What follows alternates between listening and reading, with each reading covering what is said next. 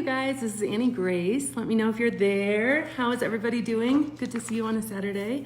Good to be here. So type if you can hear me, let me know that you're here. I've been having issues going live recently, so I never know if this is actually working or not working. So type if you can hear me. And before I forget, if you haven't yet, you need to join us at thealcoholexperiment.com. It is free. It will always be free. It is a mind-blowing 30-day experiment where all of these questions I'm answering, you find your own truth, you find your own reality, because there's no wrong answers in what you want with your relationship with alcohol. It's totally and completely up to you. I don't know if you noticed, but you're an adult. So before I forget, join me if you haven't yet at alcoholexperiment.com, and it's a free 30-day experiment where every day you get just new, cool, interesting information. So all right, you guys can hear me. Thanks for typing in. Hi, Chris. Hi, Michelle. Hi, Sina. So good to see you guys. So today I'm going to answer a question that came in, and I love this question. So hello, I'm 3 months alcohol free. Thanks to this naked mind, I've lost all desire to drink. However, at a business awards conference, we were in an award-winning restaurant in Bermuda. I was attending with my husband and with others. The wine was flowing. I stuck with my sparkling water. I was still in good spirits, but then all of a sudden the conversation turned to focus on the wine itself. And I would have been delighted with all this talk before becoming alcohol free. Wine was my drink of choice, and my husband and I would have been the wine connoisseurs. We were wine connoisseurs for over 2 decades.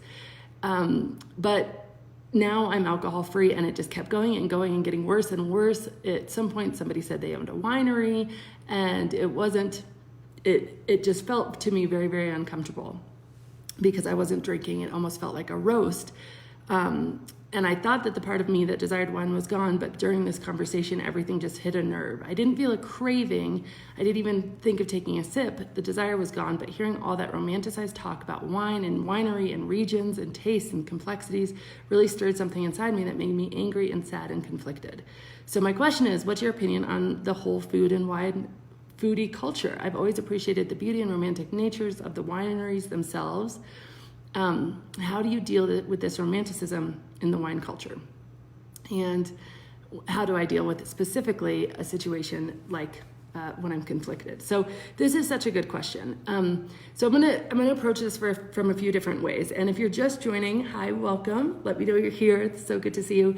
I want to approach this question from a few different ways, because the truth is, like, we romanticize alcohol across the board. I remember having a conversation with a friend early days when I thought about not drinking. She's like, but come on, Marilyn Monroe had her martinis. And I was like, I don't even know if that's true, but that was her perception of, like, you know, the Moscow mules, they come in these cups and all this stuff. So we create this whole ambiance around it. But what I want to offer you is that romanticism, like, that's created in our minds. We do it culturally. I mean, we decide, like, the dollar bill in your pocket, we decide it has value, right? We make these decisions that this is going to be romantic, that this is going to be all of this stuff, and we do it culturally. And we can opt into that, or we can opt out of it. I remember, for me specifically, I was in the UK. I was newly alcohol free. I was going through, I think it was one of the train stations there. I think it might have been Paddington, and there was a pub that was just, like, magnificent. It was like the dark paneled walls, the inlaid sort of wood. It was at least 2 stories high. All of the alcohol was lit across the back of it. It was like this dark green kind of velvet walls. Everything was just so romantic, right? The whole thing. It was like I was on a movie set. And that's where I had chosen to have lunch with another friend of mine. And I'm sitting there, and I walked to the bathroom, and I stopped and I looked at it, and I was like, wow, this is crazy. This is like a shrine to alcohol. But I realized in that moment that I could appreciate it. This is crazy. I could appreciate it without necessarily wanting to drink. So I could appreciate that human beings make beautiful things, and that, from a marketing perspective, I could appreciate the fact that I knew that lit bottles actually sell more because they're more attractive to us and they draw our attention. So you'd be like, this is interesting, and I could get really curious. I think often when we start to feel really uncomfortable, it's because we have a thought in our head that things shouldn't be this way. that it shouldn't be this way. Now that we know this stuff about alcohol, now that our eyes have been opened, we're like, this shouldn't be this way. It shouldn't be romanticized. But whenever we think a thought that's like directly contrary to what's really going on around us, it feels really, really uncomfortable. And so I want to share a specific technique, and this is actually the technique that was originally in the Alcohol Experiment book. And if you haven't yet, before I forget, I want you to join the Alcohol Experiment, because all of this stuff we're talking about, if you're sober curious, or if you're just, thinking maybe it would be cool to take a break, or maybe I could put the romanticism of the wine culture behind me, or maybe you feel like that's been what's keeping you stuck. The Alcohol Experiment is free. It will always be free. It's at alcoholexperiment.com. And it's just a 30-day break to decide what you want, but have all the information, be equipped with the information. So it's at alcoholexperiment.com. But I want to share with you the main technique in the Alcohol Experiment. And it's really simple. It's called the ACT technique. And it's 3 steps: awareness, clarity, and turnaround. And because I can't answer this question from every single situation, I mean, we're all going to be approached with something like this, whether it's, this particular reader, she's coming in from a whole history of food and wine and wineries and stuff, but people may be coming in from like the microbrew culture. I know that's a big thing in Colorado, here where I live.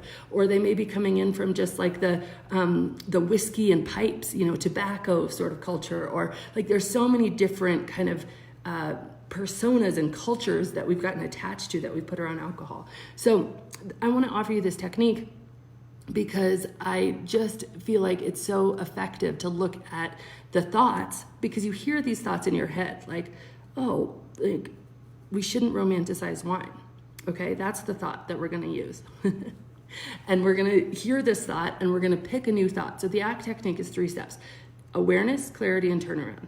And when we can use it for a belief, which is a deep-seated thing that we don't even necessarily realize is true, which is like, I had this belief that alcohol relaxed me. I was so sure it was true. And that's a whole other way. We're not going to get into that now. What we're going to use it for right now is just changing a thought that is causing you pain in the moment. Like this reader, she was in the moment. People are talking about wineries. They're all going really deep into it. She's feeling actually attacked because she's the one drinking, soda water. And even if that was just in her mind, it's certainly how she's feeling. So it's valid. So she has this thought like, we shouldn't be romanticizing wine because it's toxic, right? Like, why are we doing this? And so that's awareness. Awareness is just becoming conscious of that sentence, those words that were just in your head. You're conscious of it. We shouldn't romanticize wine, okay? Clarity is the next piece. And this is where it gets really cool. Clarity says, how does that thought in this situation make me feel? And in that situation, she says how she was feeling. She felt attacked. She felt like she was on a roast. She felt withdrawn. She felt frustrated. She felt like she couldn't connect with other people. She didn't feel like she was having a good time anymore. And then how does it make her behave? She also tells me she did withdraw. She wanted to leave. She doesn't want to go on stuff like this. She was in Bermuda. It was beautiful. And all of a sudden, this beautiful experience was ruined. And so this is where it gets fun, is awareness, A, clarity, C, how does it make you feel and behave? That's just what you want to look at clarity, and make sure you do that because it shows the brain, oh, wow, that thought is painful. And then turnaround is the T. And with turnaround, what you want to do is you want to say, okay, what you can't come up usually with the opposite thought because it's not going to work. It's not going to make you feel good, right? And so if you guys have any ideas, actually throw in a turnaround. Like, what would be a thought that she could think in this moment that was just a little bit different than that thought? Not the opposite. She's not trying to sit here and say, like, no, we don't romanticize alcohol because we do, or we should romanticize alcohol because with everything she knows, that doesn't feel right to her. You can't create a thought that is going to be in opposition or doesn't feel true. And we do that all the time. We do things like we've decided, I mean, there's this whole thing, like we want to be a success. So we get little sticky notes and we decide, I'm going to write, I want to be a success on my mirror. And I'm going to say, I am successful. And I'm going to write it 1,000 times over and over. And we do stuff like this. And what we don't realize is if we don't feel successful and we're telling ourselves, I am a success, we actually create a battle inside our mind. I'm not kidding, like a battle. And so we create more neural toxicity because we're trying to go directly against one thought with another thought that we don't actually believe is true. So that's not what we want to do here. We want to, I love that. Tracy says, romanticizing alcohol hasn't worked out for me in the past. So that turnaround, like, how cool is that? Okay, how does that make her feel? she feels like, wow, they're doing that. I'm not. That's cool. It hasn't worked out for me. I don't actually feel suddenly any attachment to what they're doing because I'm not thinking they shouldn't be doing what they're doing. I'm allowing it now. That feels so much better. And then I can become really curious. How do I behave? Well, it hasn't worked out for me. I can just kind of like either, disengage or daydream, or I can just sit here and kind of have a, enjoy my night, or I can just know that, maybe it won't work out for them, and I can feel better in the moment knowing that they're just on the journey here, right? So that's such a good one. Another one that you could do is like, if the original thought, just to remind everybody, is they shouldn't be romanticizing wine. Another one you could do for a quick turnaround would be like, we're not there yet, but someday we probably won't romanticize wine as much as we do today. So that thought, how does it make you feel? You totally acknowledge the reality of where you are. You're not going up against reality in direct opposition, but you're saying there's hope here. And you know what? What I'm witnessing now is just part of the evolution. I remember that. I totally remember feeling like that. You could have a thought that includes empathy for them, like, wow, instead of they shouldn't be romanticizing wine, very much like what Tracy says, I feel sad that they're still stuck romanticizing wine, because then you show up with compassion. Then all you want to do is be an incredible example. I love this one right here. It says, I can enjoy other people's passion for things even if I don't share that passion. How cool is that turnaround? You guys are geniuses at this. This is so good, because how does that make her feel? So awareness, clarity, turnaround, and then you do a bonus C, which is just you run that turnaround through the same filter. How does it make you feel, and how does it make you behave? And guess what, you guys? Here's another one. Teresa says, I'm grateful that I'm not romanticizing wine anymore.